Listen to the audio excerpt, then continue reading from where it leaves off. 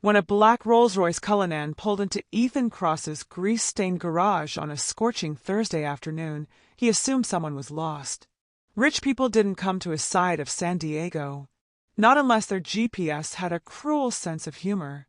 But then he saw him, a 19-year-old kid in a Nike compression shirt and basketball shorts, locked inside a black metal leg brace, his jaw clenched with the kind of pain that doesn't ask for help anymore because help stopped coming years ago.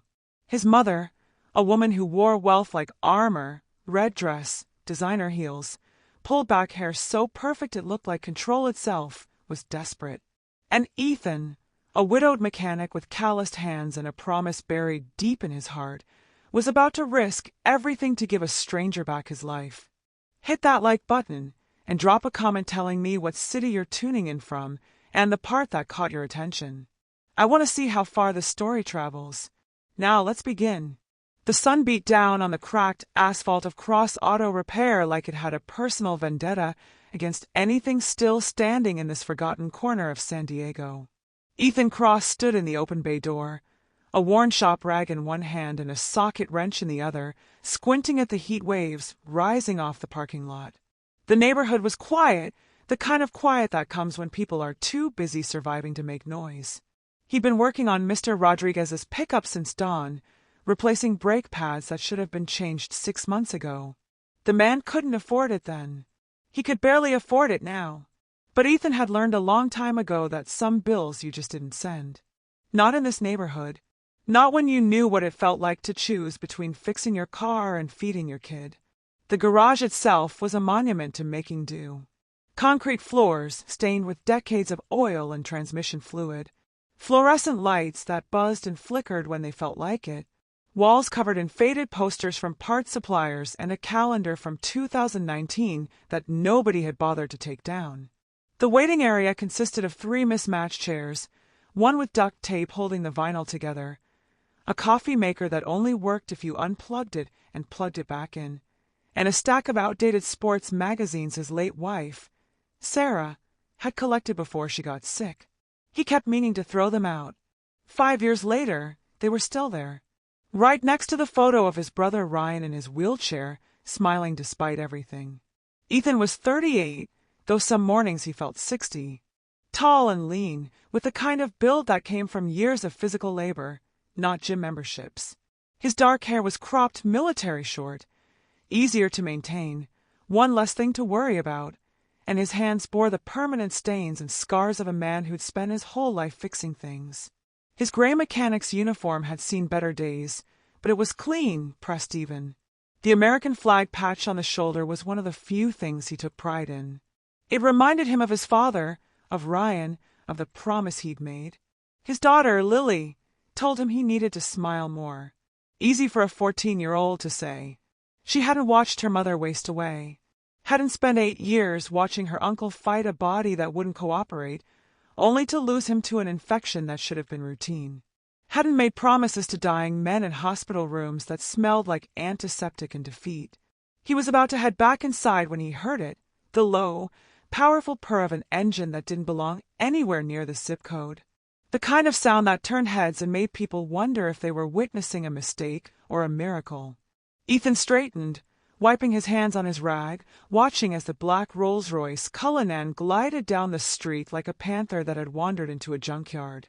The SUV was pristine, gleaming even in the harsh sunlight, its chrome grille catching the light like diamonds. "You've got to be kidding me!" he muttered under his breath. The vehicle turned into his lot with cautious precision, the kind of careful movement that suggested the driver was terrified of scratching its perfect paint job on the chain-link fence or the rusted pickup parked out front. It came to a stop near the garage entrance, engine purring, and for a long moment, nobody got out. Ethan could see silhouettes behind the tinted windows, 2 figures, maybe 3. The air conditioning must have been running full blast. Nobody in their right mind sat in a car in this heat, unless they were trying to delay the inevitable. Then the driver's door opened first. A professional driver in a black suit stepped out, moved to the rear passenger door, and pulled it open with practiced efficiency. The woman who emerged was probably in her mid-40s, though she'd clearly spent a fortune making sure nobody could tell for certain.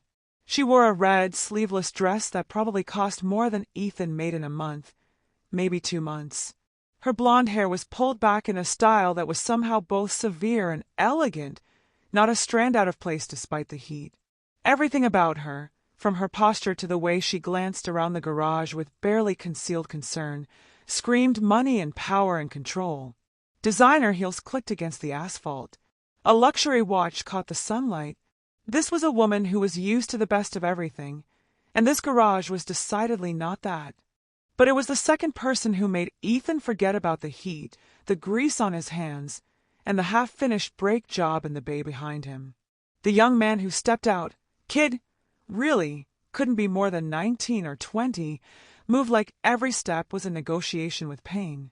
He wore a black Nike compression shirt that showed an athletic build, white basketball shorts with red and black accents, white Nike sneakers that looked barely worn, like he didn't get to use them much. And on his right leg, from just below his knee down to his ankle, was a black medical leg brace, elaborate straps and joints, carbon fiber and metal, the kind of equipment that cost as much as a car. But it was his face that hit Ethan like a fist to the chest. The kid was trying so damn hard to smile. A polite, grateful smile for the driver who'd opened the door. A reassuring smile for his mother who was watching him like a hawk.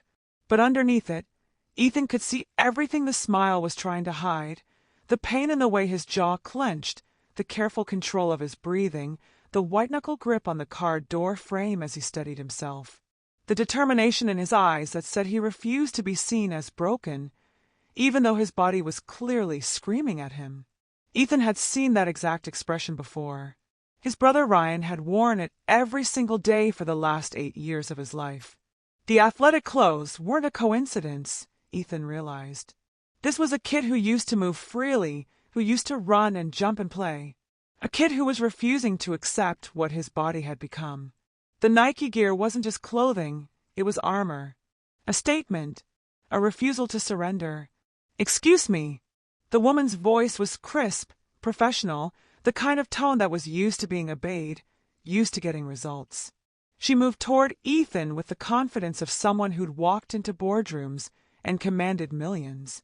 But there was something else underneath, something that looked a lot like desperation poorly disguised as determination. "Is there someone here who can help us? Our vehicle has overheated." Ethan pulled himself back to the present, forcing his eyes away from the kid to focus on the problem at hand. "The Rolls-Royce. Right. That's why they were here." "That would be me," he said, his voice rougher than he intended. He cleared his throat. "Ethan Cross. Let me take a look." He moved toward the SUV, and that's when he noticed the woman positioning herself slightly between him and her son.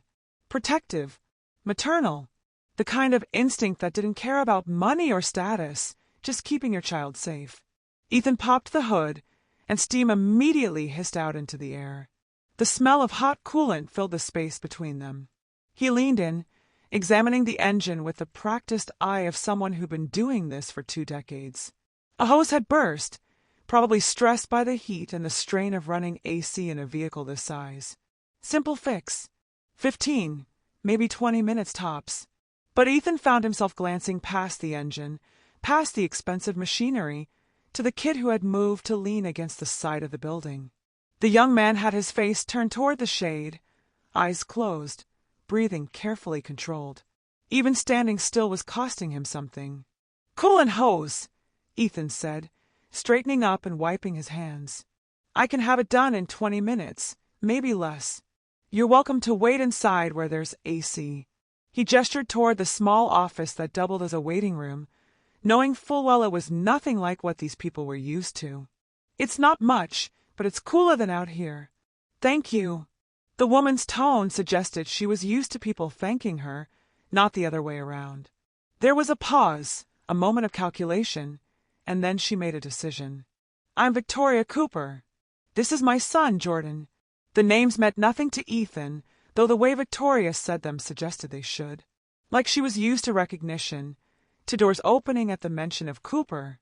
He nodded at Jordan, who managed a small smile despite the obvious pain. The handshake between them was brief but told Ethan everything he needed to know. The kid's grip was strong, determined, an athlete's handshake from someone who refused to be weak. But there was a slight tremor in his fingers, the telltale sign of muscles working overtime just to maintain composure. "Nice to meet you both," Ethan said. "Let me get you settled inside, then I'll handle the car." This was going to be interesting. The waiting room was nothing like what they were used to.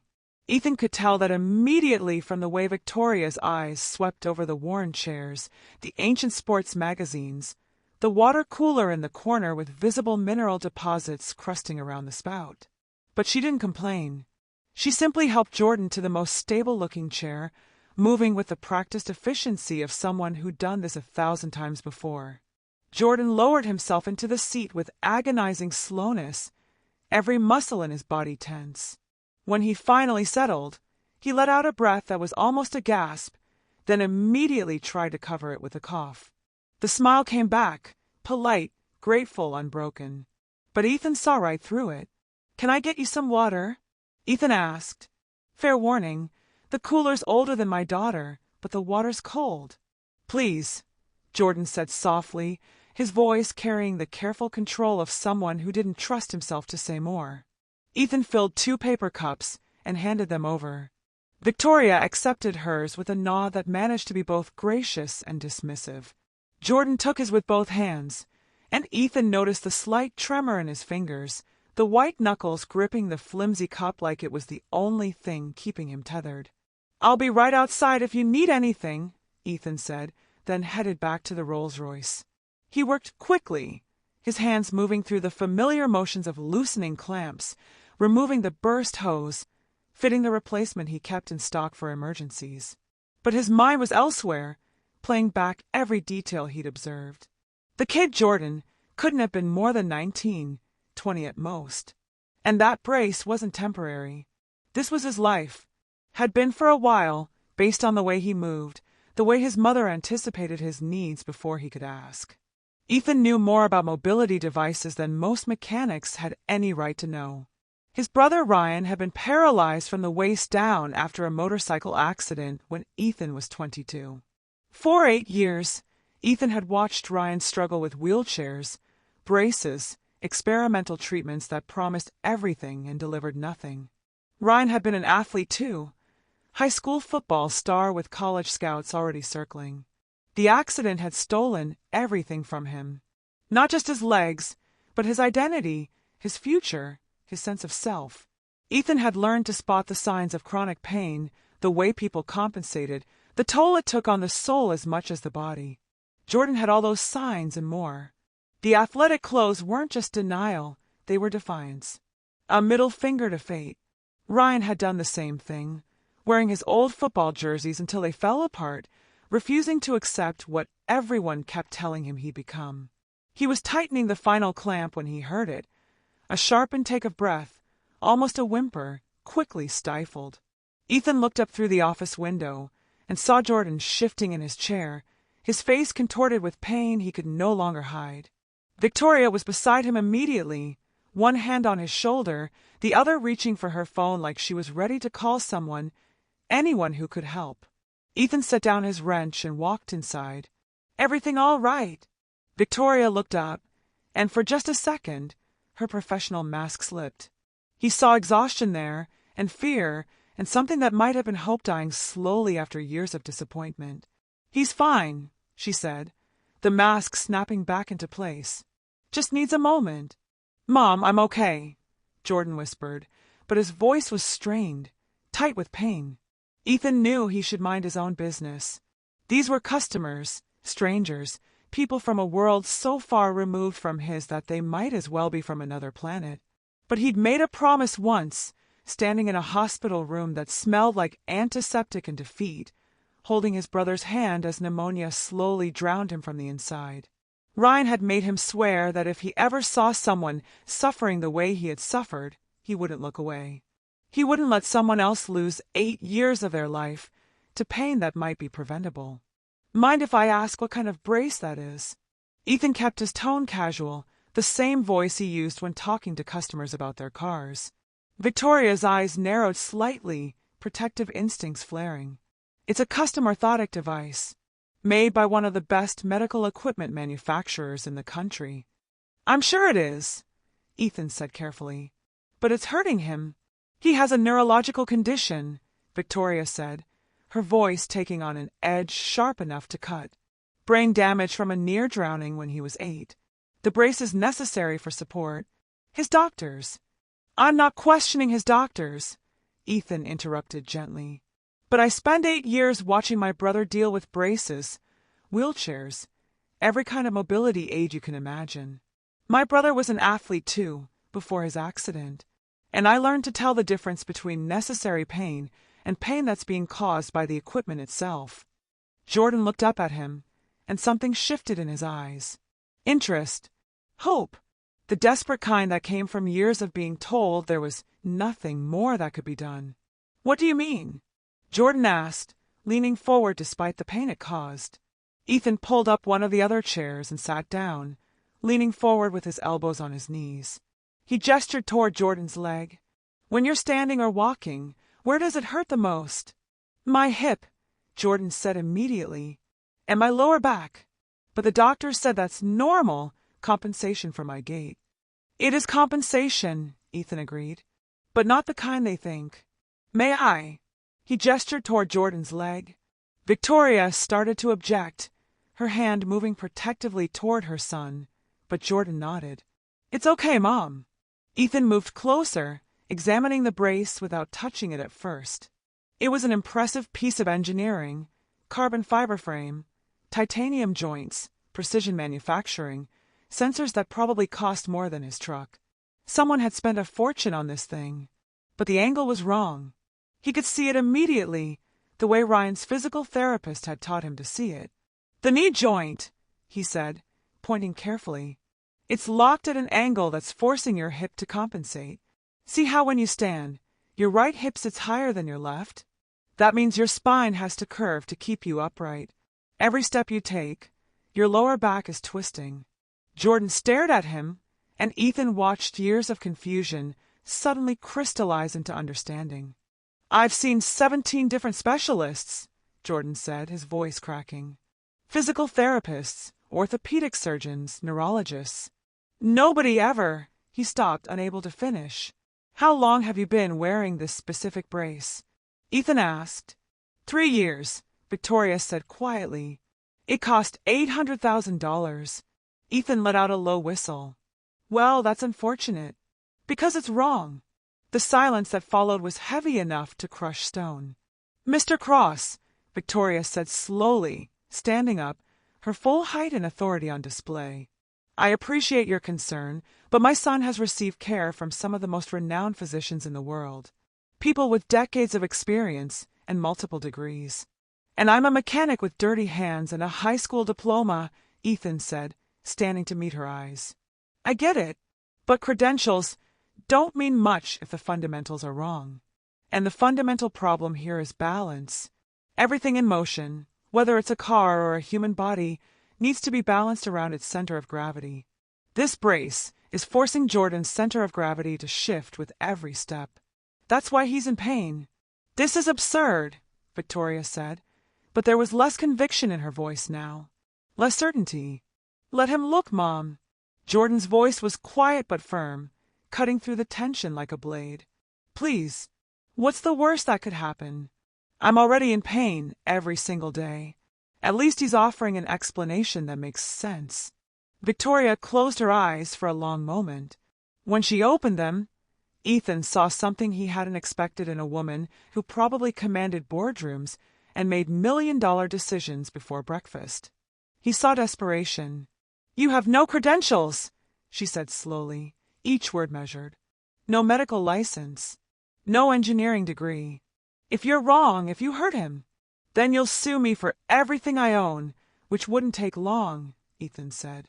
I understand the risk you're taking, but I've got to ask, what risk is Jordan taking if nothing changes? Jordan let out a sound that might have been a laugh or a sob. I'll be exactly where I am now. Stuck. Hurting. Watching my life happen through a window while everyone else actually lives theirs. Victoria's hand tightened on her son's shoulder, and Ethan saw her armor crack just a little more. I want him to try, Jordan said, looking up at his mother. I know you've spent millions. I know you've flown me all over the world to see specialists. I know you've done everything a mother could possibly do. But, Mom, I'm 19 years old, and I can't remember what it feels like to stand without pain. If there's even a chance, his voice broke. Victoria pulled her son close, and for a moment, both of them were crying. Ethan looked away, giving them privacy, feeling like an intruder on a moment too raw for strangers to witness.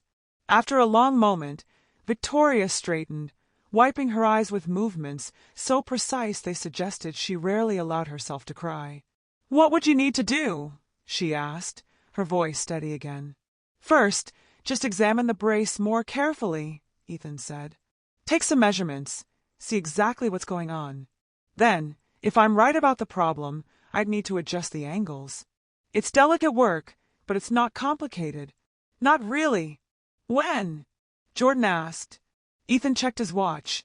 2 in the afternoon. Lily wouldn't be home from school until 4. "Now works if you've got time," he said. "Your car will be ready in 10 minutes anyway." Victoria looked around the garage, the cracked floor, the ancient equipment, the general air of barely controlled chaos. This wasn't a state-of-the-art medical facility. This wasn't even a particularly clean facility. But her son was looking at Ethan Cross like he'd just offered him the sun and the moon. "All right," Victoria said. "But I want to be clear. If at any point I think you're causing harm, we stop immediately." "Absolutely," Ethan agreed. "I wouldn't have it any other way." Jordan smiled then. A real smile this time, not the polite mask he'd been wearing. It transformed his whole face, made him look like the kid he should have been, the athlete he still saw himself as. "Thank you," he said simply. Ethan nodded, already mentally running through everything he'd need to do, all the ways this could go wrong, and the one way it might go right. Ryan would have liked this kid, would have recognized that stubborn refusal to accept defeat, would have wanted Ethan to try. "Let me finish up your car," Ethan said. "Then we'll see what we can do about getting you out of pain." As he walked back outside, Ethan felt the weight of the promise he'd just made settling onto his shoulders. He'd kept the promise to Ryan by not looking away. Now he had to keep the promise to Jordan by not failing. Behind him, through the office window, he could see mother and son talking in low voices, Victoria's hand still on Jordan's shoulder, both of them looking at him like he was either their last hope or their biggest mistake. Ethan picked up his wrench and got back to work. One way or another, they were about to find out which one he was. The hotel suite was the kind of place Ethan had only seen in movies. Floor-to-ceiling windows overlooking the San Diego harbor, marble countertops, furniture that probably cost more than his entire garage. Victoria had insisted they meet here rather than have Jordan make multiple trips to the shop, and Ethan understood. Every trip meant pain, meant Jordan having to navigate stairs and curbs, and all the small obstacles that able-bodied people never thought twice about. Ethan set up his work area on the massive dining table, laying out his tools with the same methodical precision he'd used in his garage. Measuring tape, protractor, notebook, digital level. The contrast was almost comical, his worn canvas tool bag, sitting on polished mahogany that probably cost 5 figures. Jordan sat on the couch with his leg elevated, watching Ethan work with an intensity that was almost unnerving. The kid hadn't stopped watching since Ethan arrived, like he was afraid if he looked away, this chance might disappear. "Tell me about before," Ethan said, not looking up from his measurements. "Before the accident. What did you do?" Jordan was quiet for a moment, and when he spoke, his voice carried the weight of a life he'd lost. "I played basketball. Point guard. I was good, really good. Had coaches from Division II schools coming to watch me play. I was 13 when it happened." He paused. "Now I can barely make it across a room without wanting to scream." Ethan looked up then, saw the raw honesty in Jordan's face. No polite smile this time, no mask. Just pain and loss and anger that had nowhere to go. "The braces were designed for someone sedentary," Ethan said, sketching angles in his notebook. "Someone who needed support for basic standing and slow walking. But you're not sedentary. Your body wants to move like an athlete, and the braces are fighting that every step of the way. He spent 2 hours taking measurements, having Jordan move through different positions, observing how the brace interacted with his natural movement patterns. Victoria watched it all with hawk eyes, occasionally asking questions that revealed she'd spent the night researching biomechanics. The joint angles are all wrong for athletic movement, Ethan explained, showing them his sketches. When you walk slowly, they're barely adequate. But the moment you try to move with any speed or force, everything breaks down. Your body knows what it needs to do. The brace is telling it to do something different. Can you fix it? Jordan asked, leaning forward despite the pain it caused. I can try. That night, back home, Ethan sat at his kitchen table surrounded by diagrams and calculations. Lily found him there at midnight, her backpack still on from studying at a friend's house. You're doing the thing again, she said, dropping into the chair across from him. The obsessive thing where you forget to eat. I had a sandwich, Ethan protested. At noon. It's midnight, Dad. She studied his notes, her mechanical mind, so much like his, already processing the problem. This is for that kid who came today, isn't it? Jordan. Ethan nodded. I think I can help him. But if I'm wrong... Uncle Ryan would have liked him, Lily interrupted softly. Mom told me about Uncle Ryan, you know. Before she died, she said he never stopped fighting, even when everyone else told him to give up. Jordan's the same way. I could tell just from watching him walk into the garage. He's still fighting. Ethan reached across and squeezed his daughter's hand, grateful for her wisdom. The first prototype took a week to modify. Ethan adjusted the hip joint angles, recalibrated the knee mechanism, redistributed the pressure points. When Jordan came back to try it, the relief on his face was immediate. The hip pain is gone, Jordan said, standing carefully. It's like I can feel the difference. It's not fighting me anymore. But when he tried to jog, even just a few steps across the garage, his left knee buckled. Not enough to make him fall, but enough to scare everyone watching. The knee joint released too early, Ethan said, frustrated with himself. I overcorrected. I'm sorry, Jordan. Don't apologize, Jordan said, breathing hard but grinning. That's the first time in 3 years I've tried to jog. Even if it didn't work, I tried. That means something.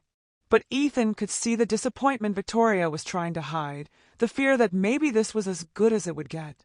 On the right track isn't playing basketball, Ethan said quietly. Jordan's head snapped up, his eyes fierce. No, it's not. And I'm not settling for on the right track. I'm 19 years old. I should be in college right now, playing pickup games, going for runs, living my life. Not managing pain and celebrating when I can walk across a room without wanting to cry. His voice rose, years of frustration pouring out. I'm done settling for good enough. I'm done being grateful for scraps. I want my life back. The silence that followed was broken only by Jordan's ragged breathing. Ethan looked at this kid, this fighter who refused to accept defeat, and saw Ryan. Saw himself. Saw everyone who'd ever been told their limitations were permanent. Okay, Ethan said. Then let's get you your life back. Day 16 came on a Tuesday morning, overcast and cool, the kind of weather that made Ethan's joints ache in sympathy with everyone who'd ever suffered chronic pain. Jordan arrived at the garage with Victoria, both of them trying to manage their expectations after 2 weeks of incremental improvements and frustrating setbacks. The second prototype sat on Ethan's workbench, a week of late nights and recalculations, stronger springs in the knee joint, sensor thresholds adjusted for dynamic movement. Everything Ethan had learned from watching Jordan move compressed into metal and carbon fiber. Jordan sat on the same stool where this had all started, and Ethan fitted the modified brace onto his leg with steady hands that betrayed none of his nervousness. Every adjustment was a guess based on observation and intuition, and the margin for error was a young man's quality of life. Okay, Ethan said, stepping back. Take your time. Stand when you're ready. Jordan gripped the edge of the workbench and pushed himself up. For a moment, he just stood there, weight shifting from foot to foot, his face going through a progression of expressions that Ethan had learned to read like a mechanic reads an engine: confusion, then realization, then something that looked like disbelief. "The pain," Jordan said slowly, his voice barely above a whisper. Mom, the pain is gone." Victoria's hand flew to her mouth, her carefully maintained composure cracking like glass. Jordan took a step, then another. Then he was walking across the garage, not the careful shuffle he'd been using for 3 years, but actual walking, heel to toe, natural rhythm, his body moving the way it was designed to move. "It's gone," he said again, louder now, turning to face them with tears streaming down his face. 11 years.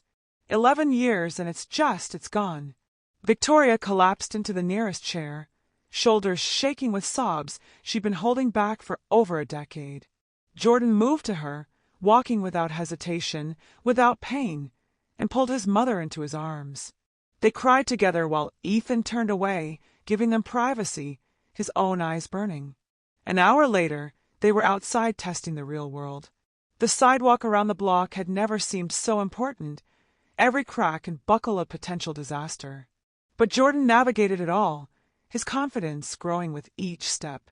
When they reached the park 2 blocks away, he couldn't help himself.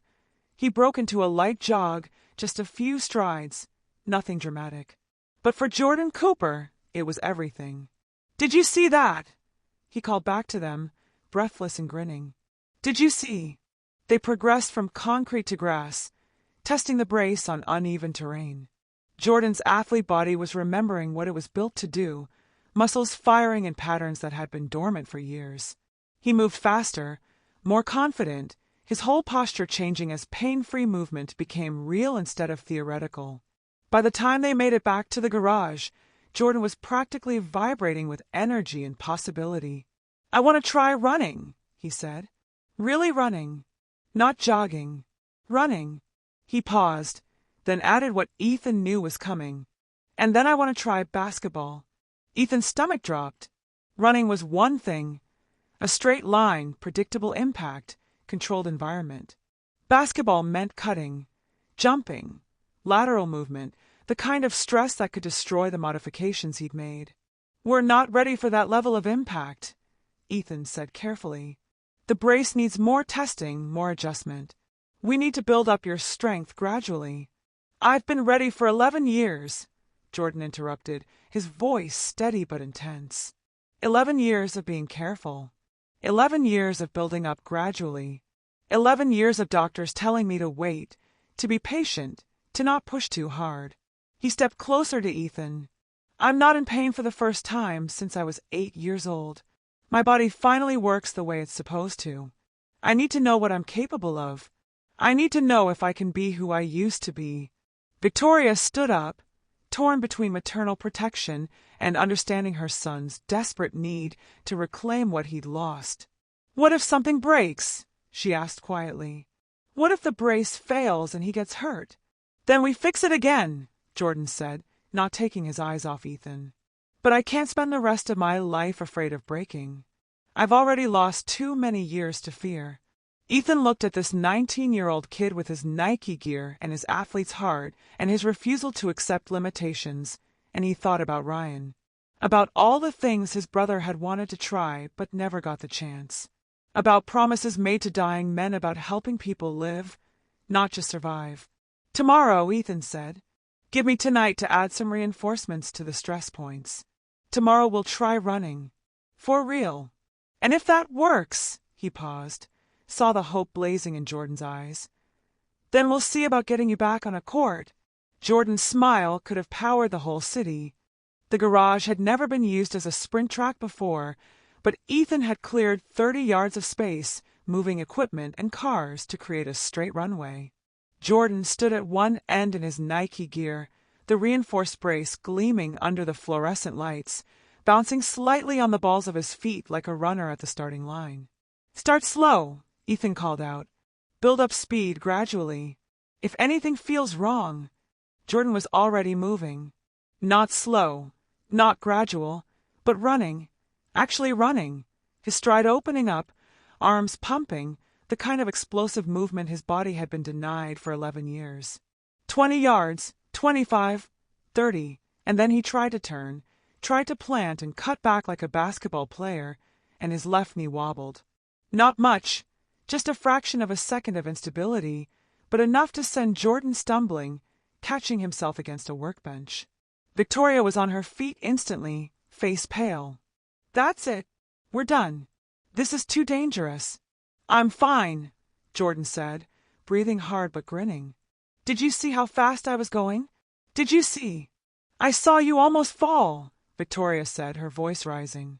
"I saw my son nearly get hurt because—" She turned on Ethan, and all the fear she'd been controlling for weeks came pouring out.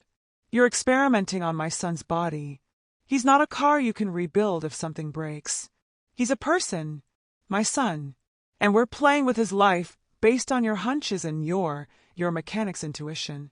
The words hit Ethan like physical blows because they were true. Every adjustment he made was educated guesswork, years of watching Ryan translate it into modifications that might help or might hurt. He had no credentials, no medical training, no right to be doing any of this. "Maybe we should stop here," Ethan said quietly. "Walking without pain, that's a miracle, Jordan. Running, jumping, playing basketball, maybe that's too much risk for too little gain." "Too little gain?" Jordan's voice cracked. He moved toward Ethan, limping slightly from the near fall but determined. "You want to know what the worst part of this has been? Not the pain, not the braces, not even the accident that stole my life when I was 8 years old." He was crying now, years of frustration finally finding words. "The worst part is watching my whole life pass by through a window. Watching other guys my age play pickup basketball, go for runs on the beach, live their lives while I'm stuck on the sidelines managing pain and pretending to be okay with it. Watching them do all the things I used to dream about doing and knowing I never would." Jordan's hands were shaking. "I refuse to settle for walks okay. I refuse to be grateful for the bare minimum. I want to run. I want to play basketball. I want to feel like an athlete again, even if it's just for one day, 1 hour, 1 moment. Because that's who I am. That's who I've always been, even when my body wouldn't cooperate." The garage was silent except for Jordan's ragged breathing. Victoria moved to her son, but this time she didn't try to protect him. She just held him while he cried, and when she looked at Ethan over Jordan's shoulder, there was understanding in her eyes. "Fix it," she said simply. "Make it work." Ethan spent the next day redesigning the knee joint's response system, creating what he started calling athletic mode. Higher resistance springs, faster sensor response times, reinforced stress points for the kind of impact basketball demanded. Lily helped him test the calibrations, her young hands steadier than his, her faith unwavering. Day 18 arrived with morning fog that burned off to reveal perfect blue sky. Jordan stood at the runway starting line again, but this time when he ran, the knee held.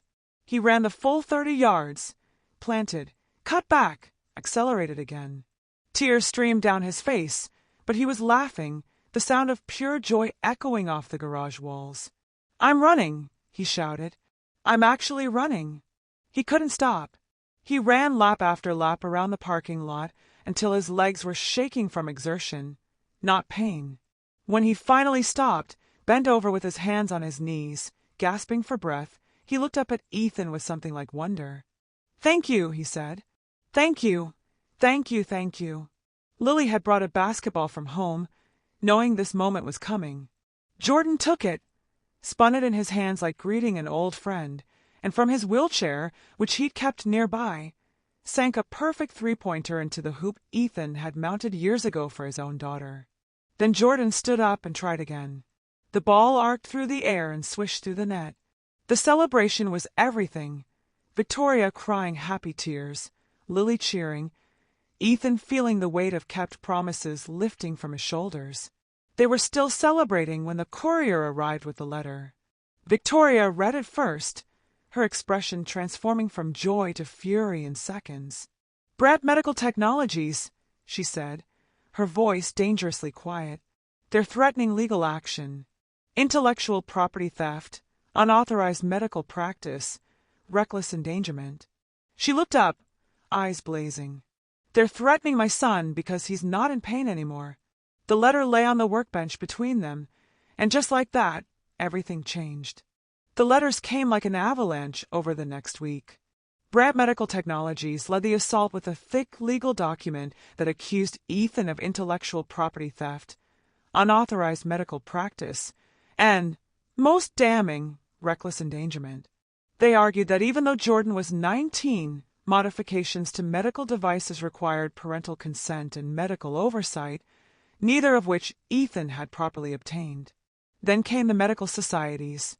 The State Orthopedic Association issued a statement expressing grave concern about unlicensed individuals performing medical procedures.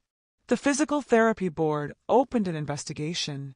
Disability advocacy groups split down the middle, some celebrating Jordan's breakthrough, others condemning what they called dangerous experimentation on vulnerable patients.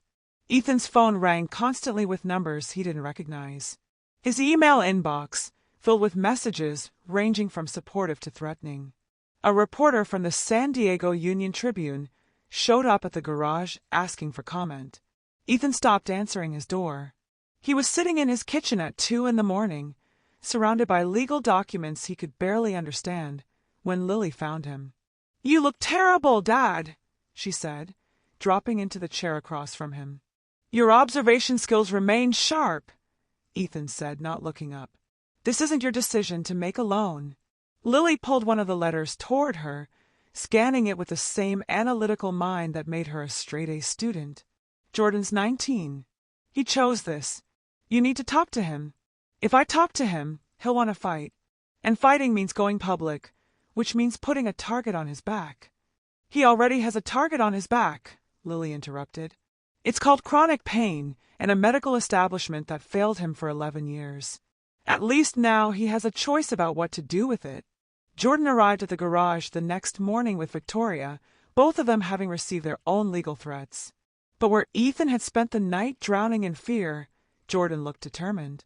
"I want to fight," Jordan said before anyone else could speak. "My whole life, people have made decisions for me. Doctors decided which treatments I'd try. Specialists decided what my limitations were.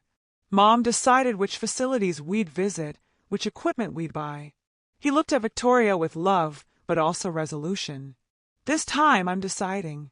We go public with this. We tell my story." Victoria's face was a study in conflicting emotions. The mother who wanted to protect her son from corporate retaliation, and the woman who'd raised him to stand up for what was right. "They'll come after you," she said quietly. "Brand has unlimited resources. They'll try to discredit your story, discredit Ethan." "Let them try," Jordan said. "I have something they can't discredit. I can run. I can move without pain. I can play basketball again. Those are facts, not opinions." He turned to Ethan. "What risk am I taking if nothing changes? If we back down, if we let them intimidate us into silence, I go back to managing pain. I lose my youth to fear and limitation. That's the real risk." Ethan looked at this kid who'd somehow become braver than any of them and felt something shift in his chest. The fear didn't disappear, but it got smaller, pushed aside by something that felt like purpose. "We'll need more than just your story," Victoria said, her business mind already strategizing. "We need credibility. Someone with credentials who can validate what Ethan did." "Dr. Vanessa Hart," Ethan said, remembering an article he'd read months ago. "Stanford biomedical engineering professor. She's been publicly critical of medical device manufacturers prioritizing profit over patient outcomes. If anyone would understand what we've done, then we contact her," Victoria said decisively. "But first, we control the narrative." "Jordan, are you sure about this?" Jordan pulled out his phone. "I've been documenting everything.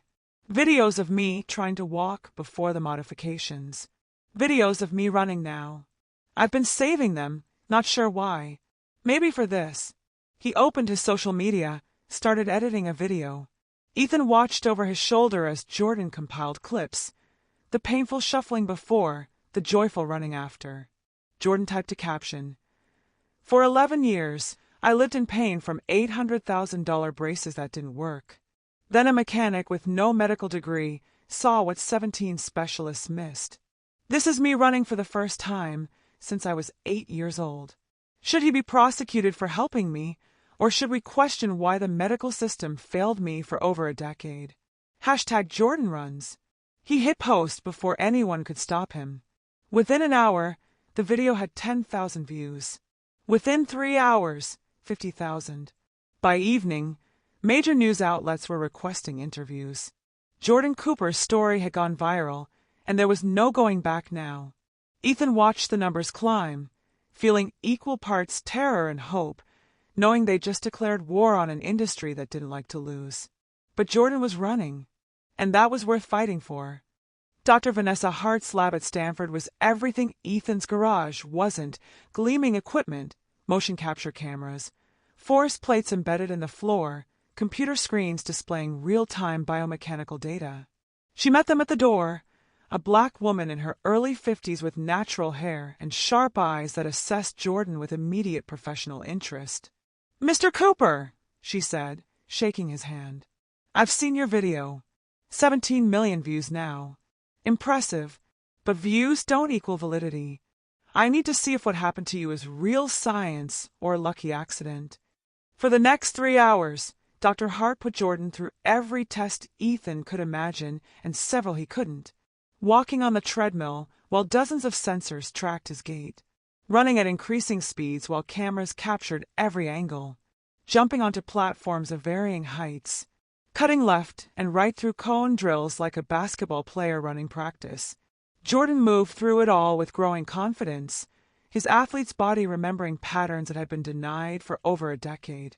Dr. Hart's research assistant, a former college basketball player named Marcus, challenged Jordan to one-on-one.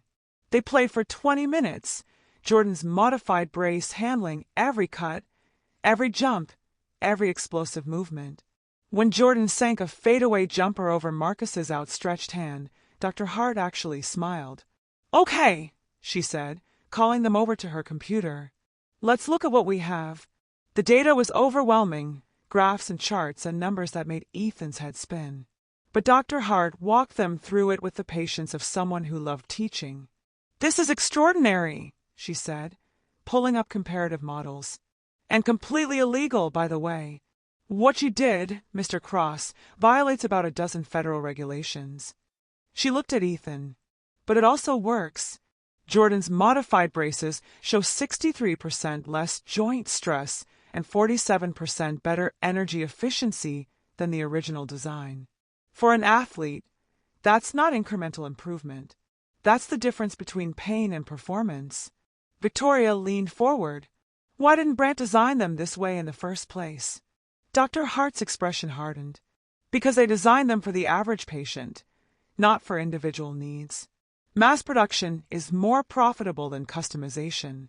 And frankly," she paused, "I've been waiting for someone to challenge Brant for years. They've been suppressing innovation to protect their market share. They've buried research, intimidated competitors, lobbied against regulatory changes that would allow more adaptive designs. Jordan's story is exactly what we need to force this conversation into the open." She turned to Jordan. "Are you prepared for what comes next? Because if we do this right, if we go fully public with documentation and data, you become the face of a movement. That means scrutiny, criticism, people questioning your motives and your story." "I've spent 11 years being invisible," Jordan said. "I'll take scrutiny over that any day." The press conference was held 2 days later in a hotel ballroom packed with reporters, cameras, and curious onlookers. Dr. Hart presented her findings with academic precision. Victoria spoke about a mother's desperation and the broken promises of a medical system that took her money but couldn't help her son. Ethan talked about Ryan and the promise that had driven everything. But it was Jordan who captured the moment. He walked to the microphone, then ran across the stage. He grabbed a basketball someone had brought and sank 3 consecutive shots from different angles. Then he spoke, his voice steady and clear. "I'm 19 years old. I should be playing college basketball right now, not managing chronic pain. I should be living my life, not watching it happen from the sidelines. Ethan Cross gave me my life back. He saw me, really saw me, when 17 specialists looked right through me. And now a corporation wants to prosecute him for that. I'm here to ask, who should we really be questioning? The man who helped me, or the system that failed me for over a decade? The media explosion was immediate and overwhelming. Jordan's story resonated with young people especially, a generation that had grown up questioning institutional authority and demanding better. #JordanRuns trended worldwide. Thousands of people with disabilities shared their own stories of medical equipment that didn't work, of doctors who didn't listen, of systems that prioritized profit over care. But the backlash came too. Medical societies issued statements condemning dangerous experimentation. A prominent orthopedic surgeon went on national television. He got lucky. One success story doesn't validate reckless practice. For every Jordan Cooper, there could be 10 patients who get hurt. The federal hearing was scheduled for 6 weeks out.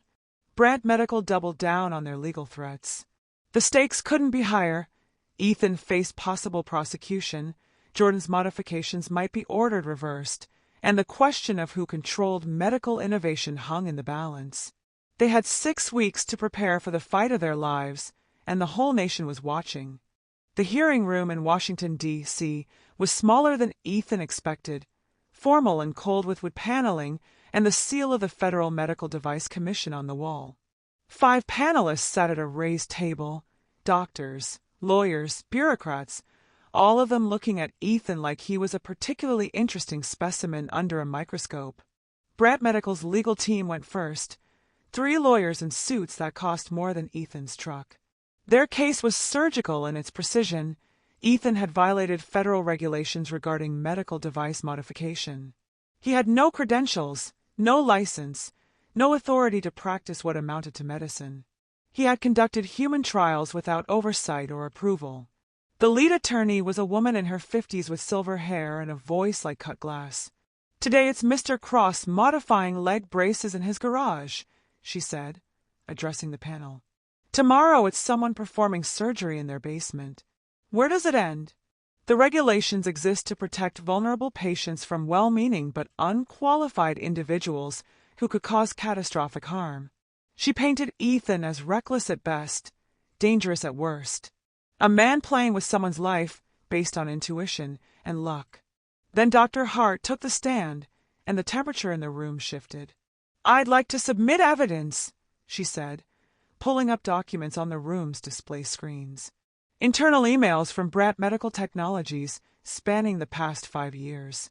In these communications, their engineering team discusses the exact biomechanical problems Mr. Cross identified in Jordan Cooper's braces. They knew the design was causing unnecessary pain.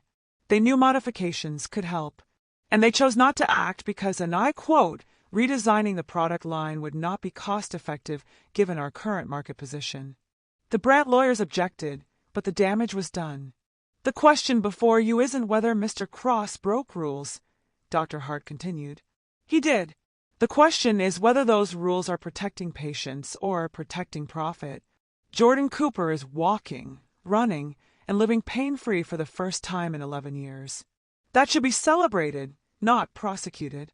Then it was Jordan's turn. He wheeled into the hearing room in his wheelchair, a deliberate choice, Ethan knew, to show the contrast, and positioned himself at the witness table. "For 11 years, Jordan began, his voice steady but charged with emotion, "credentialed doctors told me my pain was normal, that I needed to accept my limitations, that I should be grateful I could walk at all. I saw 17 different specialists, people with decades of experience, and walls covered in degrees." He paused. Then a mechanic with dirty hands looked at me for one afternoon and saw what they missed in a decade. Jordan pushed back from the table and stood. He removed the wheelchair and walked to the panel's table, his gait smooth and natural. The panelists watched in silence. "This is what proper biomechanics looks like," Jordan said. Then he walked back to the center of the room. "And this!" He broke into a run, full sprint across the hearing room and back, his modified brace handling every impact. "This is what Ethan Cross gave me." He stopped in front of the panel, breathing hard but steady. "This is what your regulations almost prevented. I'm not asking you to throw out all the rules. I'm asking you to remember that rules exist to help people, not hurt them." Victoria testified next, her composure finally cracking as she described the terror of trusting an unqualified person with her son's well-being, and the greater terror of watching him suffer while credentialed professionals did nothing. "I would have given anything to help my son," she said, tears streaming down her face. "I did give everything, millions of dollars to the best doctors money could buy. But it was a mechanic in a rundown garage who actually helped him." The panel deliberated for 2 hours. Ethan sat in the hallway with Jordan, Victoria, Lily, and Dr. Hart, the silence broken only by footsteps and distant conversations. Every minute felt like an hour. Every hour felt like a lifetime. When they were finally called back in, Ethan's hands were shaking. The chairwoman, a stern-looking doctor in her 60s, cleared her throat. "We've reached a determination. Mr. Cross, you violated several federal regulations regarding medical device modification. Under normal circumstances, this would result in fines and possibly criminal charges." Ethan felt a stomach drop. "However," the chairwoman continued, "we also find that your modifications demonstrably improved patient outcomes for a young man the medical establishment had failed. Furthermore, the evidence suggests that the original device manufacturer was aware of design flaws and chose not to address them." She looked directly at Ethan. "We're issuing you a provisional license that will allow you to continue working on mobility devices under Dr. Hart's supervision. You will complete certification courses in biomedical engineering and safety protocols. You will be subject to regular inspections and audits. Any future modifications must be documented and reviewed by a qualified medical professional before implementation." The room erupted. Reporters scrambled for their phones. Jordan grabbed Ethan in a fierce hug. Victoria was crying. Lily was grinning like she'd just won the lottery. But Ethan heard the qualifier in the decision. Provisional. Conditional. Under supervision. It wasn't complete vindication. It was permission to continue, with the understanding that he was being watched, tested, judged. Still, as Jordan celebrated and Dr. Hart congratulated him and Victoria thanked him for the 1,000th time, Ethan allowed himself to feel it. Relief, gratitude, and something that felt like hope. They had won. Not completely, not perfectly, but they had won. After the hearing, Ethan's phone didn't stop ringing. Families from across the country, across the world, had seen Jordan's story and wanted the same miracle for their children. A mother from Ohio whose daughter hadn't walked without pain in 7 years. A father in Texas whose son's cerebral palsy braces were causing more problems than they solved. A grandmother in Florida desperate to help her grandson play Little League. The emails filled his inbox faster than he could read them, each one a story of hope and desperation that reminded him why he'd started this in the first place. Jordan's social media became a beacon. He posted videos of himself playing pickup basketball, running on the beach at sunset, helping other patients test their modifications. His followers multiplied into the millions. Young people with disabilities who saw themselves in him, parents who saw possibility for their children, advocates who saw a movement being born. He became the unofficial face of patient-centered care, the living proof that the system could be better. Victoria showed up at the garage 3 weeks after the hearing with architectural plans and a check that made Ethan's hands shake. "You can't work out of this garage anymore," she said simply. "Not with what we're building." The Cross Mobility Lab would be housed in a light industrial space, clean, professional, fully accessible, with proper equipment and safety protocols. Everything Ethan's garage wasn't, but with the same heart beating at its center. Lily found him that night staring at the plans, overwhelmed by how fast everything was moving. She sat beside him and took his hand. "Dad, Uncle Ryan would be so proud. This isn't just about the patients anymore. This brought you back to life." Dr. Hart joined as Chief Scientific Officer, bringing Stanford-level rigor to Ethan's intuition.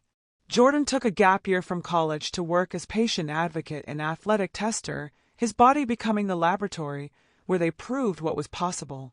Their first official patient was Marcus Rodriguez, a 12-year-old with cerebral palsy who wanted to play soccer. Jordan worked with him directly, kneeling beside the kid with the same fierce determination Ethan had seen that first day. "I know what it's like to want to move and have your body fight you," Jordan told Marcus. "We're going to fix that." 6 months in, they'd helped 47 patients. Each modification was a promise kept to Ryan, each pain-free step a vindication of everything Ethan had risked. When the NIH evaluators arrived, they found something unprecedented, a research facility built not from academic theory, but from lived experience and compassion. Jordan's adaptive athletics program proved the modifications could handle real sports, real life, real dreams. The evaluators watched a video montage that had gone viral, Jordan playing basketball, running on the beach, coaching young patients through their first pain-free movements. The NIH approval came with 5-year federal funding for comprehensive study. Victoria added her own funding stream for pro bono work, ensuring families who couldn't afford modifications would never be turned away. Dr. Hart stood in the new lab's conference room, surrounded by data and hope and possibility. "We're not just changing mobility devices," she said. "We're changing the entire paradigm of patient-centered care." Outside, through the window, Ethan could see Jordan teaching Marcus how to kick a soccer ball, both of them laughing, both of them moving freely. This was what living looked like.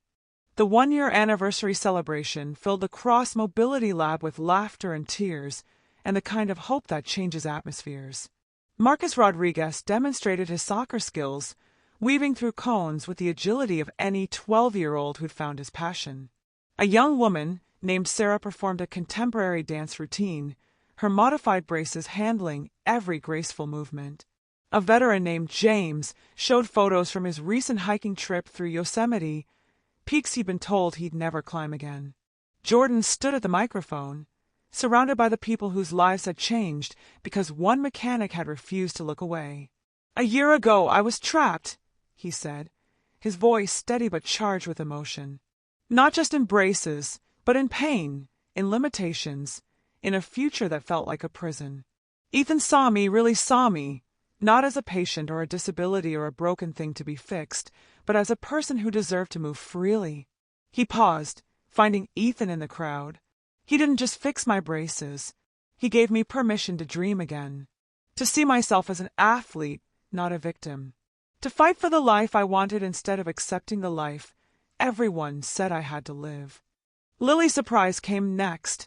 A scholarship fund in Ryan's name for non-traditional students pursuing biomedical engineering. "My uncle believed that everyone deserves to move freely," she said, reading from notes that trembled in her hands. "That credentials don't matter as much as caring. This scholarship is for people like my dad, people who see solutions others miss." The beach trip happened the following weekend. Jordan stood at the water's edge, where 11 years ago he drowned, where everything had changed and his life had split into before and after. "For years I hated this place," he said quietly. Then he removed his braces and walked into the ocean in just his athletic shorts. Not walking, sprinting. Jordan ran full speed into the waves and dove beneath the surface. When he emerged, laughing, arms spread wide toward the sky, he shouted words that echoed across the sand. "I'm free." Victoria stood beside Ethan, tears streaming down her face. "You didn't just fix my son's braces," she said. "You gave me my son back." Jordan came back to shore, dripping and grinning.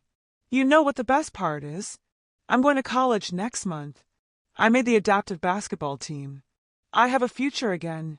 He grabbed Ethan in a fierce hug. "Thank you." Later, Jordan played basketball on the beach court, full speed, cutting and jumping and moving with pure athletic joy. Ethan watched with Lily beside him, her hand in his. "Uncle Ryan would be proud, Dad," she said softly. "Yeah," Ethan replied, his voice thick. "Yeah, he would be." The months that followed became a blur of expansion and impact. Jordan thrived at college, became a national spokesperson for disability rights and adaptive athletics. Research papers were published, industry standards began changing. Lily started her biomedical engineering degree. Ethan received a humanitarian award he immediately dedicated to Ryan's memory. At his desk one evening, Ethan sat beside the photo of Ryan in his wheelchair, smiling despite everything. "I promised you, Ryan," Ethan said to the image. "I promised I'd help if I could." Turned out, keeping that promise didn't just save Jordan. It saved me too. Cross Mobility Lab had helped over 2,000 patients reclaim their mobility and their lives. But in a gym across town, Jordan dunked a basketball, his braces barely visible beneath his determination, his face radiating pure joy. Some promises, once kept, echo forever.